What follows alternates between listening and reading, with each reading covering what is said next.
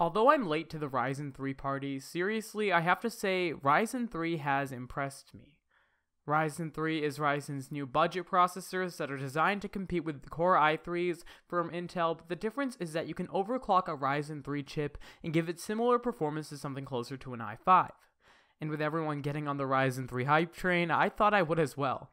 Hey guys, this is Nick, and in today's video we're going to be looking at a $450 budget-end Ryzen 3 gaming rig that will be able to play all of your games smoothly in 1080p at 60 FPS. Without further ado, let's get right into the video. So first and foremost, for the processor, we have of course the Ryzen 3 1200 processor for $109. So upon Ryzen 3's entry into the market, I was pretty skeptical. A 4-core processor that costed as much as an i3 honestly sounded too good to be true, but I was wrong. Now at normal clock speeds, the Ryzen 3 does sort of fall a little behind in gaming by a couple of frames or so, but in productivity, it's nights and days faster. And on top of the productivity boost, you can also overclock this processor, and people have done benchmarks after overclocking to 3.9 or 3.8 GHz and found that if you overclock this processor enough, it can give you i5 performance, which in my mind for $100 is really just crazy. I really think Ryzen has shaken up the processor market for this generation. Now of course we'll have to see what Intel has in store for Coffee Lake, the 8th generation of Intel processors, but for right now, kudos to AMD for actually adding competition to the market.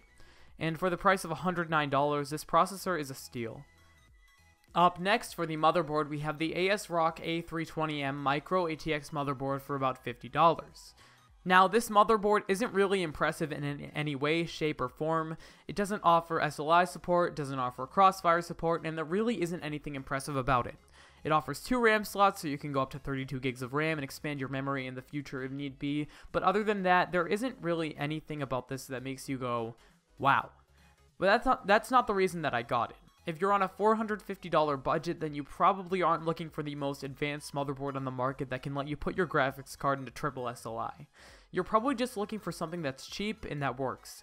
And that's what this motherboard is. It's cheap and it works. And at the great price of $50, you really can't go wrong here. Up next, for the RAM, we have Team Elite's 8GB of DDR4 memory clocked at 2400 MHz for about $50.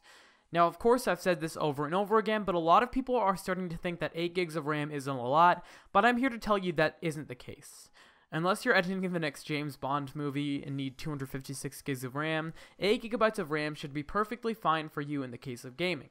Now, of course, if you want to video edit as well, you might want to look at some more RAM, possibly 16 gigs, but this is a gaming rig and 8 gigs should do just fine. Some games do recommend 16 gigs of RAM, but honestly, that's probably an overstatement. Considering I played Witcher 3 and Rise of the Tomb Raider on 6 gigs of RAM on my old computer, and they played perfectly fine, if not with a bit of stuttering. For $50, this RAM can do you no wrong. Up next, for the storage, we have Western Digital's Caviar Blue 1TB hard drive for $40.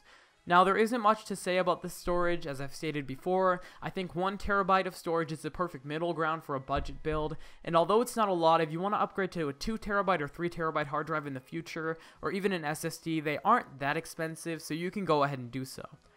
I would recommend upgrading in the future and at least getting a 128GB SSD, because solid-state drives really do make the PC a whole lot faster. But for $40, you can do no wrong with this storage. Next up, for the case, we actually have a PSU combo, which is the Apex Micro ATX Midtower case with a 300 watt power supply for $40. Now, there isn't much to say here. I got this because it was cheap and it worked, and at $450, you probably shouldn't be expecting a $100 case with fancy LEDs, because that just isn't a realistic goal at this price point. I've said this before, but I really don't see the point in getting a case that costs $90 or $100 that looks nice, if really the only point to it is to store your components. For $40, it gets the job done, and quite nicely, may I add. Last but not least, we have the GTX 1050 Ti for $150. Now, this graphics card has really impressed me. It's one of Nvidia's new budget graphics cards, and for $150, it can play all of your games at 1080p at 60 FPS for the most part.